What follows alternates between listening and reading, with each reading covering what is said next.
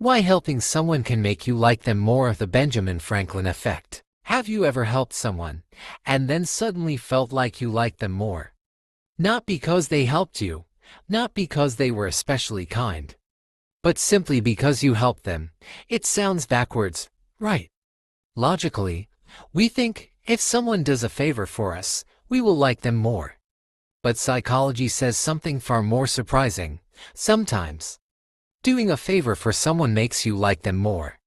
And this strange little psychological trick has been quietly shaping friendships, relationships, office politics, and even historical rivalries for centuries. Let me tell you a story from the 1700s. At the time, Benjamin Franklin, one of the founding fathers of the United States, had a political rival in the Pennsylvania legislature. This rival openly disliked him, criticized him, opposed him, and basically wanted nothing to do with him. Now Franklin could have tried to flatter him, impress him, or argue with him. But he chose a completely unexpected strategy. Instead of doing a favor for the rival, he asked the rival for a favor. Franklin knew that the man owned a rare and valuable book in his library. So he politely wrote a note asking if he could borrow the book for a few days. That's it. No manipulation, no argument. Just a small request. The rival hesitated, but eventually agreed and lent the book. Franklin returned it a week later with a thank you note. And something strange happened afterward. The rival who once disliked Franklin suddenly became friendly toward him. They later developed a respectful relationship. Franklin himself wrote about this moment and realized something powerful. When someone does you a favor, their brain begins to believe they must actually like you. And that discovery later became known as the Benjamin Franklin effect.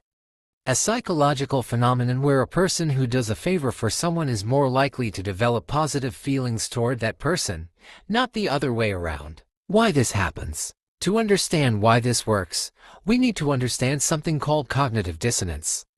Our brain hates contradictions, so imagine this situation. You dislike someone, but then, you go out of your way to help them. Your brain suddenly faces a conflict. Wait, why did I help this person if I don't like them? To reduce that mental discomfort, the brain quietly changes the story.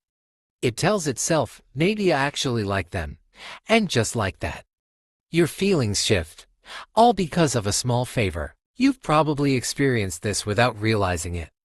A coworker asks you for a small favor, maybe proofreading a document or helping with a quick task. After helping them a few times, you start feeling warmer toward them. A classmate asks to borrow your notes. You lend them. Later, when you see them again, they somehow feel more familiar, more likable. Even friendships sometimes start this way. One small favor, then another, and suddenly the relationship grows stronger.